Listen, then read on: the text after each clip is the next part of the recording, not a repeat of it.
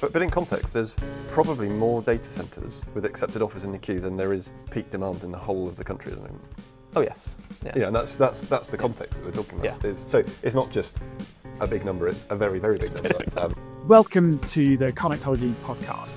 I'm Hugh Taylor, CEO here at Road Knight Taylor, and in these episodes, our grid connection specialists, the Connectologists, dive into the evolving grid connections landscape, often taking expert guests with them in order to discover, generate, and share insights that might just help you and maybe even industry as a whole to connect projects faster, at lower risk, and at lower cost. Hello and welcome to another Connectology podcast from Road Knight Taylor. I'm Pete Aston and I'm joined by my colleague Murchie.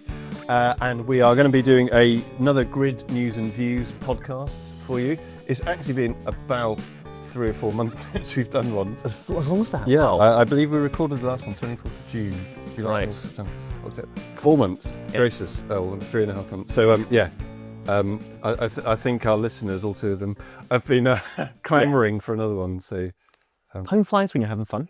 yes, fun being connections reform, I think. So we're going to dive straight in. So since we last did a Grid News and Views podcast, lots happened. So we've gone through all of the NESO portal and gate 2 submissions, portal not working properly, timeline being extended. So all gate 2 applications are in by the end of August. So by now, NESO should have done their initial checks on those gate 2 applications, and the DNOs should have done the same.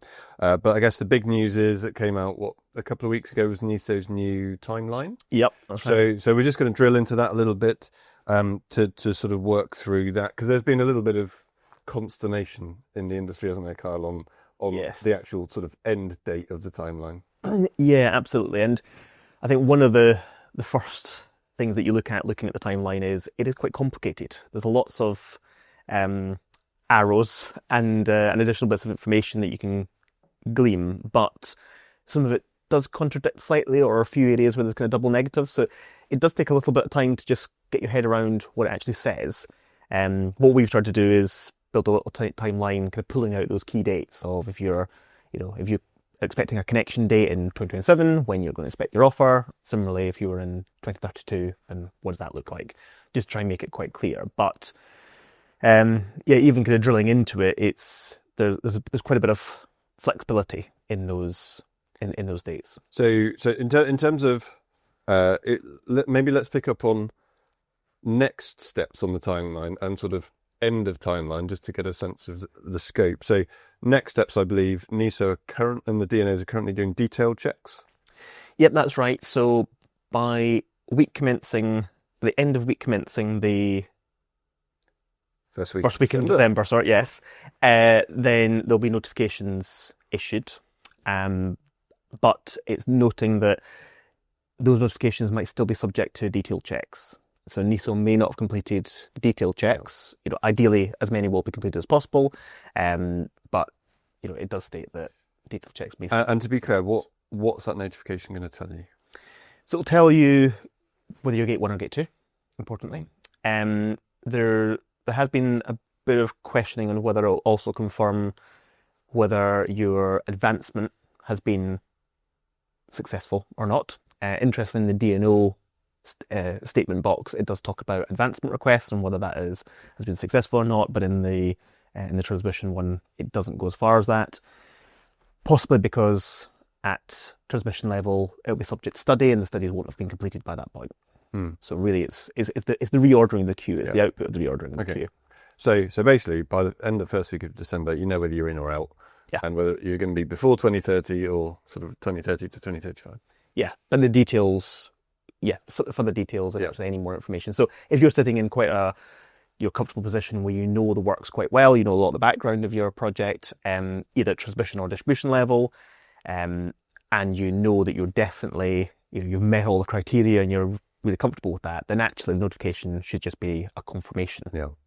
We've had quite a few clients who've said, well, hold on, I've already received an email from the DNO that says you've passed your initial checks, you've passed your detailed checks, you passed your red line boundary checks. NESO have now confirmed that you've passed their initial checks. What more is there? Surely I am going to get a gate 2 offer. It's kind of indicated, but this is that kind of drawing the line in the sand where the queue has been reordered by NESO, them communicating it out. And then following that notification, offers start to come out. Yeah. And they're going to come out in sort of groups, depending on whether your transmission distribution, depending on your connection date. So it's going to be the 2026-27 offers out first. Yeah. Then offers up to 2030, then offers up to 2035. Yeah. And end stop is well into next year, isn't it? Yeah, so the latest offers, based on the timeline, would be by the end of September 2026. And obviously those offers would be ideally coming out with a 3-month window in which to accept. Interesting, that's a question as well that was posed to NESO in terms of kind of guarantee of that and kind of confirmation of the timeline, because as we know historically, a 3-month acceptance window is one thing, but that's also assuming there aren't any changes to be made. So does that then have an impact? I suppose for us and a lot of the industry, the question is, well, what impact does that have on my project and the build out, of course, but then also the next window and how can assessments be done if there are going to be quite a lot of projects that might not get or might not be in an accepted position until the end of 2026, maybe even later. And of course, there's no guarantee that all the Gate 2 offers will actually be accepted. Yeah. So there could be some schemes that actually don't get accepted, and even though they get a Gate 2 offer, they might go, oh, well, something's happened. That means I don't want to. Another interesting thing about the Gate 2 offers will be whether they contain any changes. So I'm working on a few schemes where transmission connections, where we know that there's already been a change in like the connection design. Been working through it, and it's like, is that going to be captured in the Gate 2 offer, or are we going to get the Gate 2 offer out, and then they're going to do an 80 agreement to vary to capture those changes after that? So that's still unknown. Yeah, I think particularly at distribution level, the DNOs have all indicated slightly different approaches to some of those changes. So, yes, a lot more to know and understand. And I suppose we're not going into, we could actually bring up the timeline and get to real specifics, but it is all out there. And as I said, we've communicated quite a bit on some specifics and trying to break it down a bit more. But the industry, a lot of the trade bodies, as well as developers individually, have obviously fed back quite a lot to NESO, and there's definitely a need to close that gap over the coming weeks to really understand exactly what that next part of the process looks like. But we're looking forward to getting stuck into reviewing some of the Gate 2 offers when they come out, I guess. Yes. First ones, are we expecting out maybe the end of this year, or is it going to be January, do you think? Yeah, an optimistic Kyle would say Christmas present. Christmas present, yes. We might get it some coming out. I think particularly those that are, anything that's 2026, 2027, if the kind of indications are that, well, those are not going to go through full system studies, because effectively unless there's some sort of major change, then they should already be pretty clear on what the solution would look like anyway. So there shouldn't be any reason why those can't come out fairly quickly. It's then that next wave after that where studies do have to be completed. Because, of course, a DNO can't issue a variation until it's received an offer from NESO, which relies on a system study from the relevant TO, which relies on a setting of what the CPA is and what the kind of parameters are for. So you need to explain CPAs, Kyle.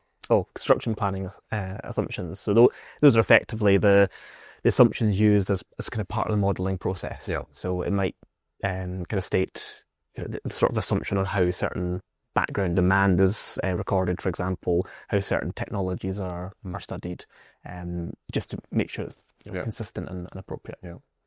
And there's a very interesting piece here around how DNOs then restudy their offers, recost their offers, because there is the possibility, isn't there, of some schemes getting Gate 1 offers and then effectively being out the queue, and then DNO the minimum scheme changing for connections, DNOs having to potentially restudy that, and and then what if actually that changes your GSP?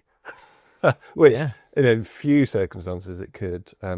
So I think NGED, it was last week, did a webinar and I sat on it just listening in, and they explained how if some of the POCs are going to change some of their schemes after having done the restudy process, that they might then have to do a sort of it's not project progression, but it looks like a sort of project progression type information exchange with NESO and the TOs, and then they've got to get a response back, and before the gate to offer can be issued, and so it's, there's a lot of complexity in there.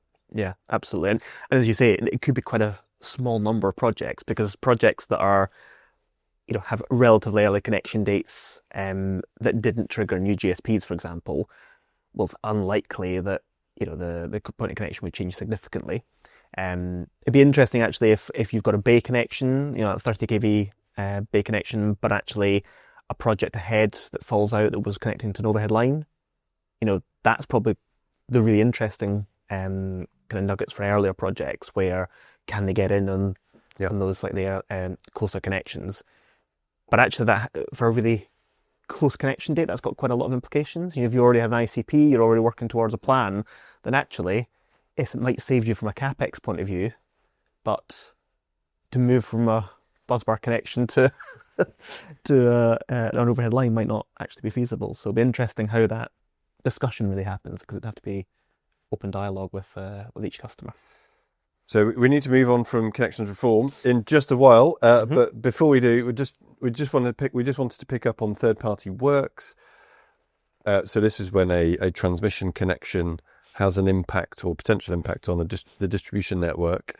And have we got any idea about how changes to transmission connection designs or whatever might impact on the requirement to do third-party works? Yeah, so it is going to be reassessed as part of Gate 2, but for projects that were, I think it was 2026, 2027 projects. That's right. They ultimately, there shouldn't be any changes. So there's maybe a bit more certainty there. But for those that are later, then it's just noting that will be reassessed. So one thing we've kind of noted is there's an awful lot of a lot of obligations are really back on the developer rather than it sitting with like the NESO. So it was also, we had CMP461, which was trying to address some of those concerns in the industry. That was sent back and then has since been deprioritized. So I think it's fair to say there's still a bit of work to be done. So although offers might come back out with reassessed third-party works, there's still a bit of a question of whether is that the end game. Yeah. Or argument would be no, there's still more to be. But it seems like the onus would still be on the developer to contact the DNO and trigger that process, which is a bit clunky. But might add another layer of complexity into some of these schemes potentially. Yeah, and I think if any other mod does come forward or that's kind of reprioritised, it's unlikely to do it in the not going to happen during 2026. So if you're getting offers out and need to trigger that, then it's going to be the onus on the developers, I think. Thank you for listening so far. If insights like these are valuable in your work, then feel free to subscribe and stay current as Britain's connections landscape continues to evolve. Now, back to the Connectologists. Let's move on. We wanted to bring up the subject of connection charging. So there's some modifications bubbling around at the moment for connection charging and mods in the system. And just to say, if anyone's interested in looking at all the mods that NESO's in charge of, NESO does produce a modification tracker that you can go find on their website. It's very useful, and you can get a good summary of the status of all the modifications that they're running. Which is quite a lot. Which is quite a lot. Yes, so that would be CUSC mods, grid code mods, SQSS. I think the other one is STC as well. STC so I think that's the the full that they cover. Can you sort of quickly summarise the mods that are going through around connection charging? Because we've been looking at network boundary. Yeah, so we've kind of referred to it before as either network boundary charging, which is what the industry has kind of gone for now. We've more frequently called it SGT charging. So it's just noting that effectively we're talking about the same thing. And for regular listeners, they'll know we've done quite a lot on that topic over the last few years, actually, with it kind of coming to a bit of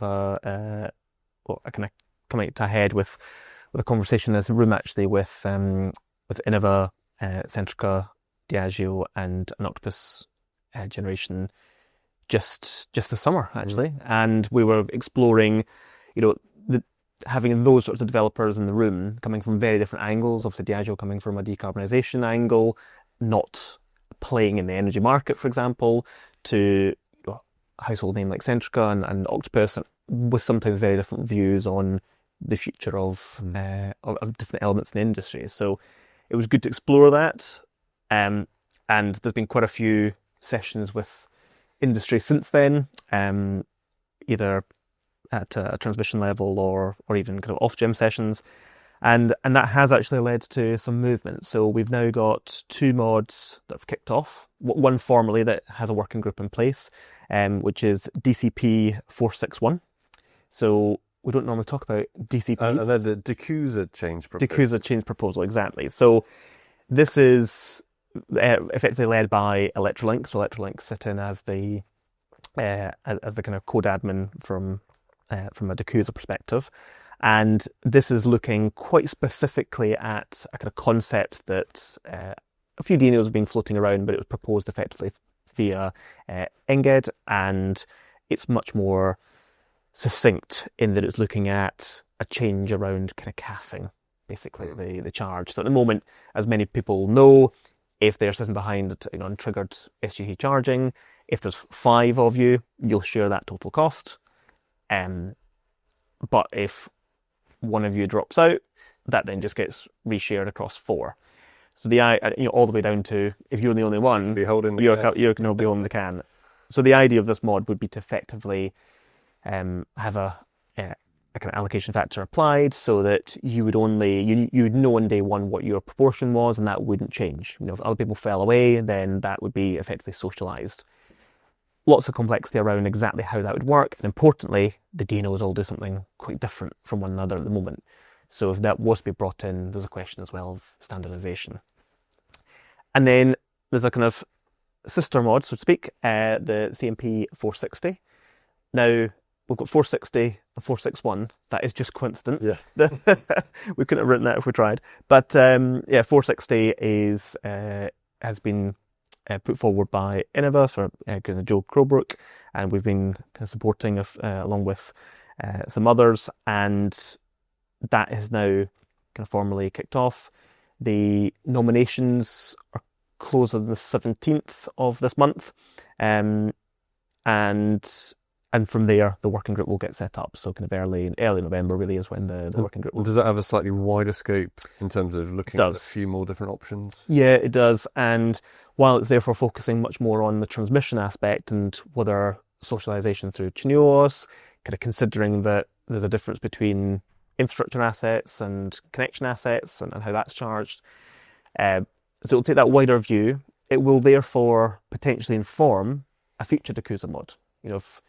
If it identifies that actually the right way to do something is through the distribution system and charged in that way, then there might be a further mod. It's probably important to note that the timescales for each are very different.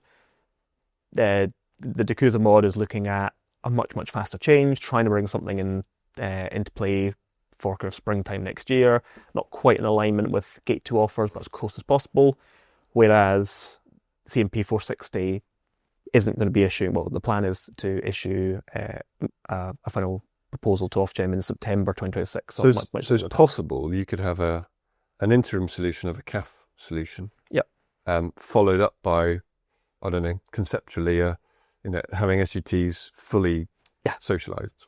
A bit later. But absolutely, potentially that could be the way. And I suppose the first hurdle is knowing, well, at least if I know on day one what it is, at least that fixes it. Whereas at the moment, you've just got too much risk.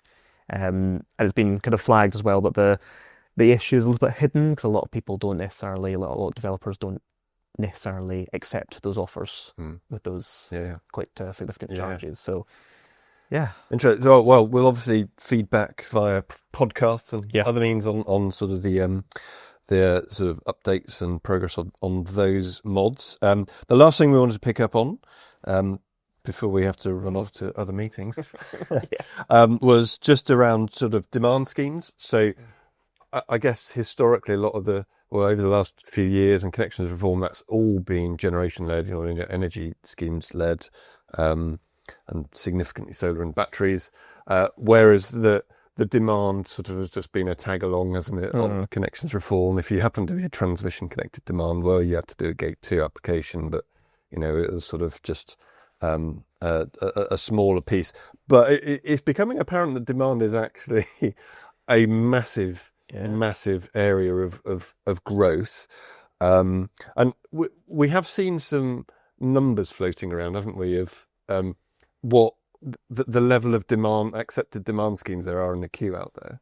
Yeah, I mean, it's worth pointing out that going back to 2020, this time 2 years ago, effectively, the demand queue was in the 20s of gigawatts. And fast forward a year, is then in the early 40s. And therefore, it was the early 40s sort of figure that was used to kind of inform what connection reform would look like. But now we're at, well, some figures vary, but certainly over 100 gigawatts worth of demand in the queue, of which, was it 2/3 or 3/4 data centers? Yeah, which is a massive increase. So, that's a big question of how does that get studied?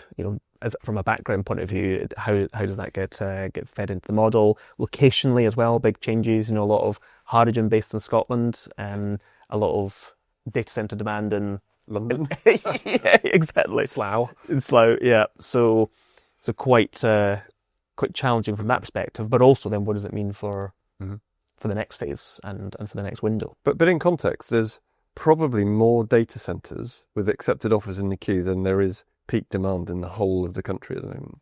Oh yes, yeah, and that's the context that we're talking about. Yeah. So it's not just a big number; it's a very, very big number. And I guess my thoughts at the moment is probably we don't need that many data centers. I'm assuming in the country, but maybe the government has a different view.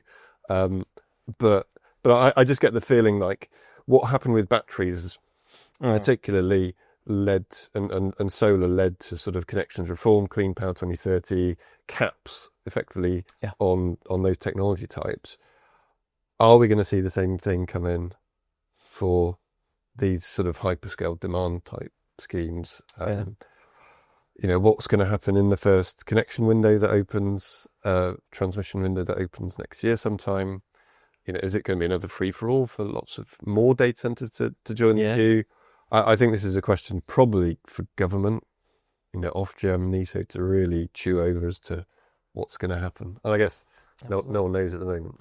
No one knows. Speculation. No, but there's the factor of there's the demand and the impact that has, but also at this moment in time, as we've discussed on previous podcasts, is the way that demand is assessed and secure supply requirements, etc. That we could end up that a lot of those offers have more than one bay. So a similarly sized generator might be looking at having a single bay connection.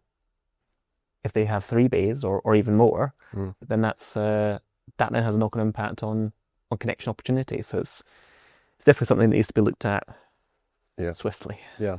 And there's two other things we just wanted to pick up on demand as well. One is another customer mod, CMP417. Do you want to very briefly highlight what that is? Yeah, well, you're the man. Well, I'm going to be on the group. You're on the group, but yeah. So CMP417 has been around for quite a while. That's why it's a bit of an earlier number. But effectively, it's trying to move kind of away from final sums. So the security liability methodology that's used for final demand is different to generation and storage, and effectively, there's no such thing as a LARF and SIF. There's no factors involved which actually reduce the amount that you're liable for. You're liable for the whole lot, even if it could be reused or partially reused. So the idea is to get rid of that and move everybody on to the same methodology, although noting that the wording isn't perfectly transferable to demand. So that's what that working group's looking at. It's been running for a long time and was paused because of reform. A lot of people have dropped out over that period, so there's a bit of a light membership at the moment. Yeah. But I guess the hope is, in short, it's going to reduce security requirements for demand customers. Yeah. but it's probably not going to actually get implemented into your statements until early 2027. Early 2027, which is a good question around securities, because that's another big topic around whether securities are delayed further and kind of fixed until early 2027. So we'll have to pick up on that another time because we are running out of time very quickly. I think the last thing we just wanted to pick up on demand was just around the issues that hyperscalers have with these large transmission connections, because demand customers cannot build transmission network at the moment. And so there is some talk going on in the industry around how can hyperscalers, build transmission network? Should they? Do the TOs need to do something different? I think there's going to be some more developments on that. We guess over the next few. Yeah, I think the positivity is, we were on one of those sessions with Desnes and Ofgem, and it's positive that the conversation is going forward. So, with all these conversations, it starts off extremely broad, lots of different things to talk about, and then whittle down, well, what are the next steps? So, we're far away from clear-cut solutions for all of those different components, but the conversation's definitely started, and the government are aware of the importance, which is a good start. It is. Probably lots more things to discuss, but I have to stop talking now, Carl. So we will go off, have some other meetings. Thank you, everyone, so much for listening. We will be doing some more podcasts fairly shortly within the next month or so, won't we? Quite a few guests coming in. Yeah. So some to look out for on your feed. So for now, goodbye and thanks for listening. Thanks a lot. Thanks for joining the Connectologists in this exploration. This knowledge sharing is made possible by the support of our clients. We thank them and hope it will help the whole of industry to connect society's critical infrastructure faster. If you found this useful, you're welcome to explore more free insights at roadnighttaylor.co.uk/connectology, or click on the Insights tab at the top of our homepage. Thank you.